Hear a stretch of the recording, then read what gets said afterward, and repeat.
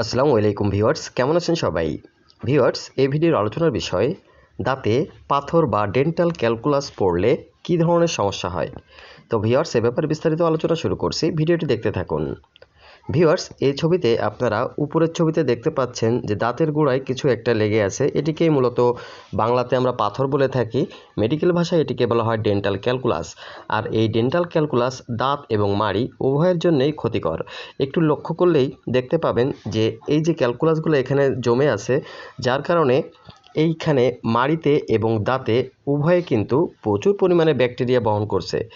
এমনকি যখন এগুলা আপনি ওয়াশ করাবেন বা কোনো কারণে যদি পড়ে যায়, তাহলে দাঁতের গোড়ার দিকে এমনভাবে ফাঁকা তৈরি হয় এবং এই ক্যালকুলাসকে জায়গা করে দিতে গিয়ে মাড়ি নিচের দাঁতের মাড়ি নিচের দিকে নেমে যায় এবং উপরের দাঁতের মাড়ি উপরের দিকে সেমভাবে উঠে যায়, যেমনটি এখানে লক্ষ্য করলে আপনারা দেখতে পাচ্ছেন। ভিউয়ার্স, এখানে মাড়ি সরে যাওয়ার অন্যতম কারণ হলো এই ডেন্টাল ক্যালকুলাস।